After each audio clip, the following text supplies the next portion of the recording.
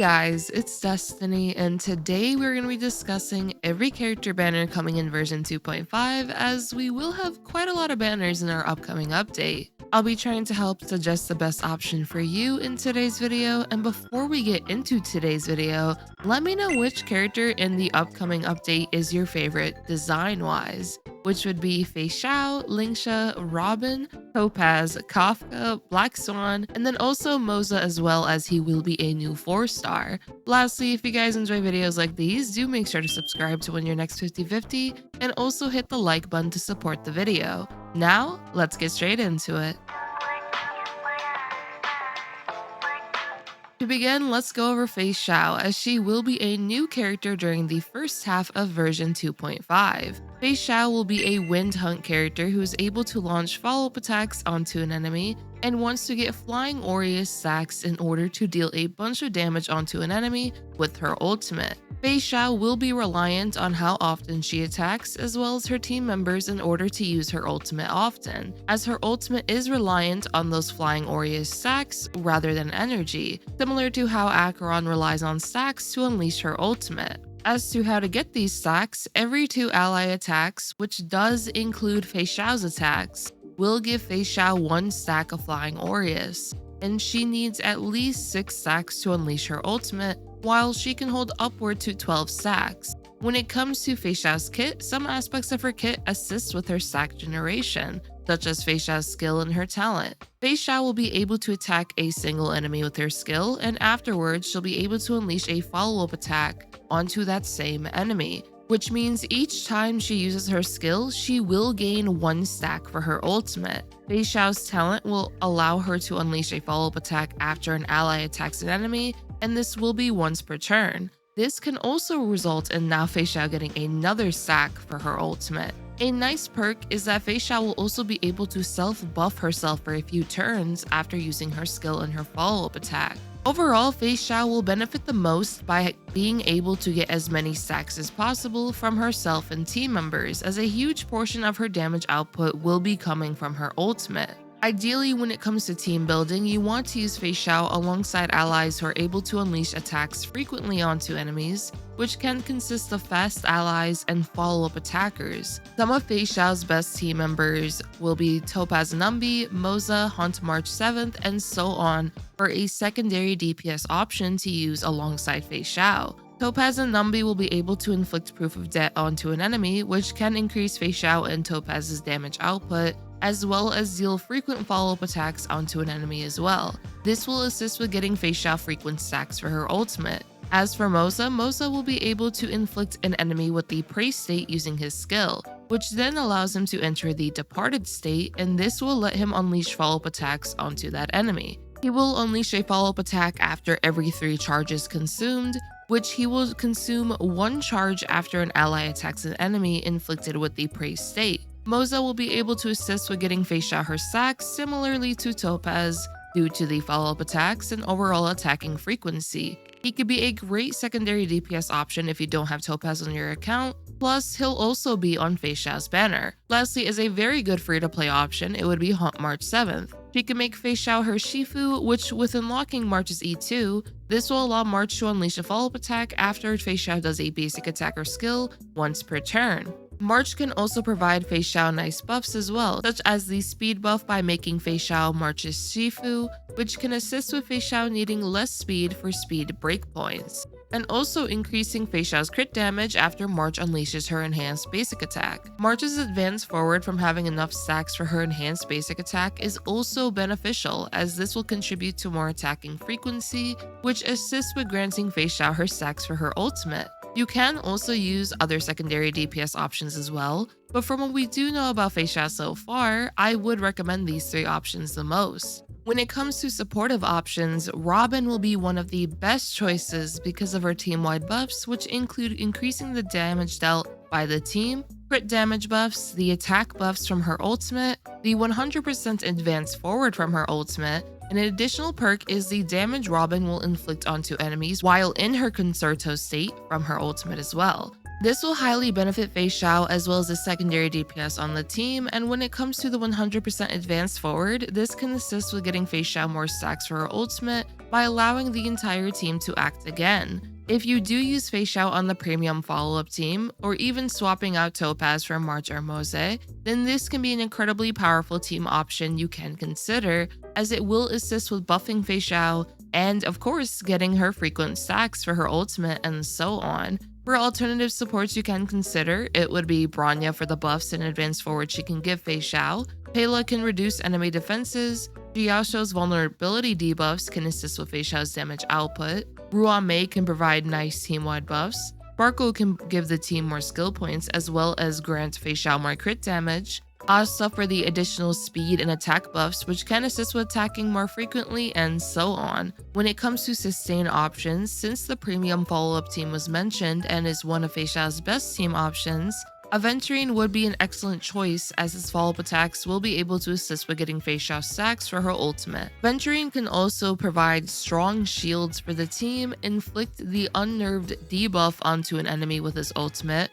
which will increase the crit damage dealt onto that enemy. Allies with Aventurine's shields will also have increased effect resistance to assist with resisting debuffs, and so on. Overall, Aventurine is a very valuable sustain option for the follow-up team, but if you don't have him, you can consider Gallagher with multiplication for the attacking frequency Gallagher has, especially with his ultimate advance forward. Fu Xuan can provide crit rate for the team, which is highly valuable for crit-based DPS characters on the team, for example Feixiao herself and Topaz, as they will value high crit rate ratios. Huahua can be an option for giving more energy primarily to Robin through her ultimate, but I'd only consider potentially using Huahua if you have Robin on the team, as the energy from her ultimate will not be able to benefit Feixiao, which can make other options more appealing or worth using for a Feixiao team. You can also consider Lingsha if you do end up getting her as well, as she has follow-up attacks in her kit which can assist with getting Feixiao stacks.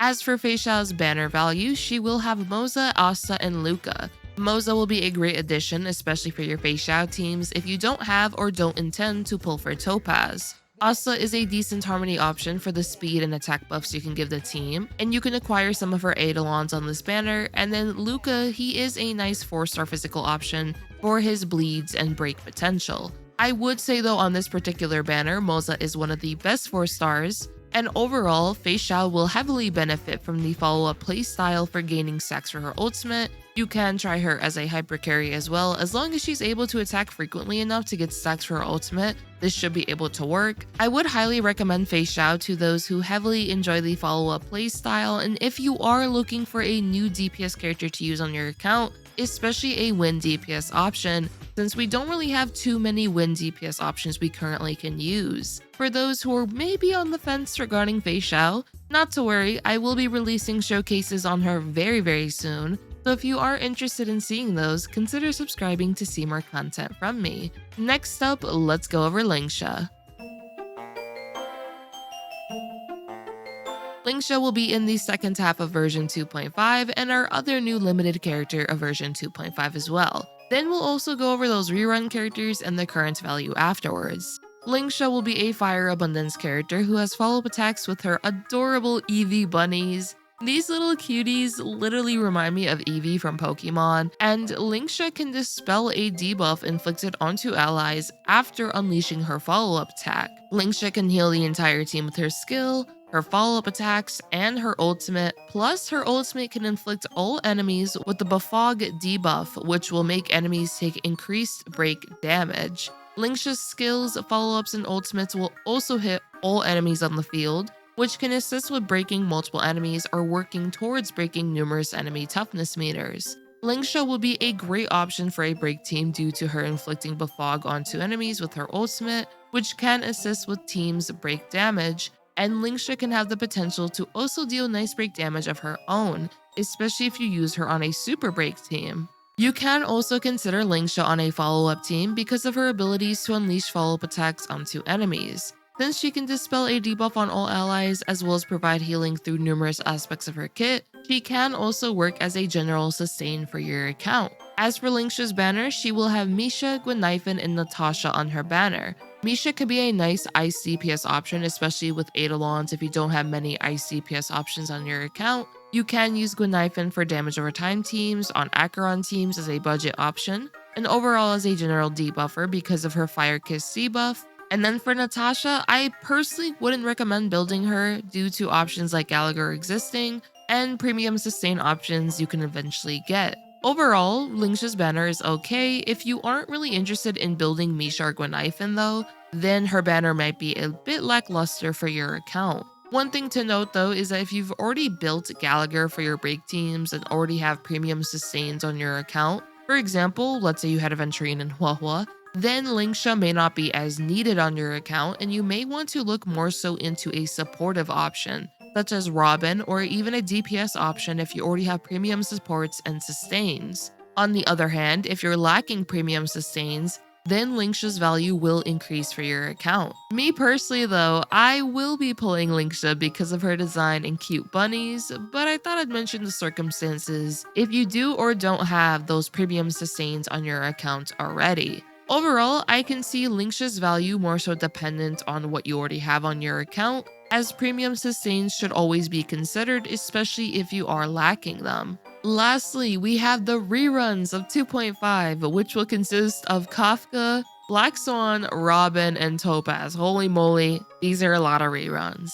Kafka, Black Swan, and Robin will be during the first half alongside Feixiao with the same banner as Feixiao, while Topaz will be on the second half alongside Lingsha. Starting with Kafka. Kafka is a lightning nihility character who revolves around detonating damage over time inflicted onto enemies, and benefits from a team with other damage over time characters, such as Sampo, Black Swan, Gwenyfin, and so on. Kafka allows you to inflict more front-loaded damage when it comes to the damage over time playstyle, in contrast to how many of the other damage over time users can be quite backloaded. Because of the dot damage primarily happening on the enemy's turn, Kafka can inflict a good amount of damage during her own turns on top of the backloaded damage from the damage over time playstyle. Speaking of damage over time playstyle, Black Swan, who's a wind nihility character, is another great addition to this playstyle due to how powerful her dot damage is, especially if you get a bunch of Arcana stacks onto enemies, which Arcana is her own form of damage over time. Black Swan is able to reduce enemy defenses with her kit, which contributes to higher damage output from the team, and her and Kafka synergize quite well with one another, as Kafka can assist with getting Black Swan Arcana stacks onto enemies, as Arcana can be stacked onto an enemy target when they receive a form of damage over time from an ally's attack. Additionally, Black Swan can also inflict Epiphany onto an enemy with her ultimate, which will increase the damage they receive during the enemy's turn, and this will further assist with dealing more damage over time damage onto an enemy during their turn. Overall, Black Swan is a nice debuffer who can inflict numerous debuffs onto enemies, and is a very powerful option for a damage over time centric team, as well as team comps who value a nice debuffer because of her being able to reduce the defenses of enemies. Next up is Robin. Robin is a physical harmony character who's able to provide massive team-wide buffs, which can further increase a team's damage potential. She can increase the damage dealt by all allies by 50% for 3 turns with her skill. As for her talent, she will increase all allies' crit damage by 20%, and further increase allies' crit damage dealt by follow-up attacks by 25% during Robin's Concerto state with one of her traces. As for Robin's ultimate, this allows her to go into her Concerto state, and she'll be able to increase all allies' attack by 22.8% of Robin's own attack, plus 200. She is immune to crowd control debuffs during this state, and she'll be able to deal additional physical damage onto enemies whenever an ally attacks an enemy during her Concerto state, which can assist with dealing more damage onto enemies, and this can actually assist with defeating an enemy if they are low on health and you needed just a little bit of additional damage in order to defeat them. Robin's additional bit of damage can definitely help with this. Lastly, Robin's ultimate will be able to advance forward the entire team by 100%, which is amazing for dealing more damage onto enemies, and greatly assists with clearing within a shorter amount of cycles for endgame modes, and this can help you out for getting the maximum amount of rewards. Robin could be used on many teams due to her team-wide buffs being able to increase the damage output of a team. You can use her on a premium follow-up team, Yun Li teams, the damage over time team due to the nice damage buffs, huge attack buffs which highly benefits the damage over time playstyle. The 100% advance forward can allow the team to stack more damage over time onto enemies. Robin can be used on hyper carry teams due to how powerful all of her buffs can be. I have seen even Acheron teams with Jiashou and Robin perform very well, and so on. Robin has a lot of versatility with the team comps she could be used on, and when it comes to her ultimate, frequent attacking teams can greatly assist with generating her ultimate faster, such as the follow-up team. But there are also other ways to regenerate Robin's energy. For example, Ting Yun, Huohuo, Quid Pro Quo,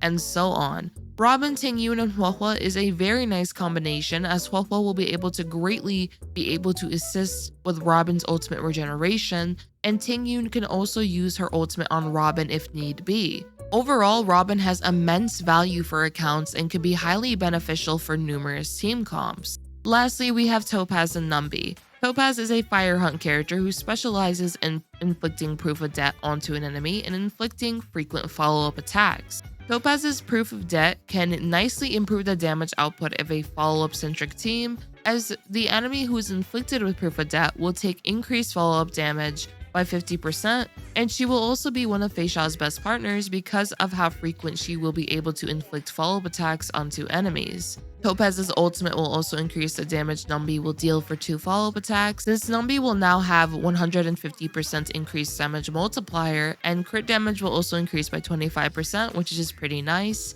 And Topaz will benefit the most from follow-up attackers, since Numby will be advanced forward by 50% whenever an enemy inflicted with proof of debt is hit by a follow-up attack. Which means if the enemy inflicted with proof of debt is hit by a follow-up attack twice, Numby is guaranteed to now hit them immediately afterwards. Topaz's ultimate though is able to bypass the follow-up attack requirement, as Numby will now be advanced forward by basic attacks, skills, and ultimates as well, and this will be only primarily for those 2 enhanced follow-up attacks from Topaz's ultimate. Overall, when it comes to Topaz's value, she is a nice option for follow-up centric team comps, as she will be able to deal her own bit of damage onto enemies, as well as improve the damage of your follow-up attackers on the team because of proof of debt. Now that we've gone over each character, I would personally recommend going for Robin the most, as she could be used on numerous team comps, and since her release, she has been shown to improve the damage of multiple teams, as well as assist with clearing endgame modes in a short amount of cycles, which as I mentioned can contribute to getting the maximum rewards possible. Supports in Star Rail overall have immense longevity, especially if they can be nicely slotted on numerous teams. For example, while Ruan Mei highly benefits break-centric teams, she can also be used on other team comps as well because of how valuable her buffs are. Ting Yun and Pela are also great supportive 4-star options who released back in version 1.0 of the game, and are still valuable options for plenty of teams. Rania, who is also released in 1.0, is a nice option for her buffs as well as her 100% advance forward with her skill, and so on. So personally, I would recommend Robin the most because of her team-wide buffing capabilities and versatility, in my personal opinion. And I have also showcased her on numerous teams on my channel to demonstrate her potential and value as well. If you already do have Robin though, or let's say you end up pulling her and you have leftover Jades and wish to further improve your follow-up team, I would highly recommend Feixiao, as she will be a very strong main DPS who can work nicely alongside Robin. And when it comes to the follow-up team in particular, Topaz's team slot can be slotted out for a character like Moze, who is on Feixiao's banner, or even Hunt March 7th, who is completely free. And we will be getting her last Eidolons in version 2.5 as well. For Lingsha's scenario, if you are in need of a premium sustain, then she could be higher on your priority list when it comes to which characters are the most valuable to consider picking up for your account, as the spot after Robin is debatable depending on what your account is lacking. For Topaz, she's a very nice option for the follow-up team and will of course be one of Feixiao's best team members. But if you don't have Robin, Feixiao, or Topaz, and don't have the Jades for all 3 of them, I would recommend Robin first, then Feixiao personally, since as I mentioned, you can use alternative options for Topaz's slot. When it comes to Kafka and Black Swan, these two are nice options for the damage over time centric teams, and version 2.5 does give you the option of investing into follow-up centric teams or damage over time teams when it comes to the DPS options, which then ultimately comes down to which team preference and playstyle preference you have. I personally am more of a fan though of the follow-up archetype at the moment, due to how powerful it is, especially in modes such as Memory of Chaos and Apocalyptic Shadow. While our AoE-centric follow-up attackers are very nice for pure fiction, such as Himiko, Herta, Jade, and so on. So overall, going back to my personal recommendation, it will be Robin as your first priority, as she is a nice option for all game modes. But of course, at the end of the day, pulling the character you like the most for your teams is very important, since enjoying the teams you are playing matters the most. I thought today though I would go over each option, just give you guys my personal thoughts. And for those once again that are interested in Feixiao, showcases will be coming very soon. Let me know though which character you all are going for, or if you intend to skip version 2.5 completely. Lastly, if you enjoyed this video, consider subscribing to see more Star Rail content from me, and I hope to see you all next time. Peace.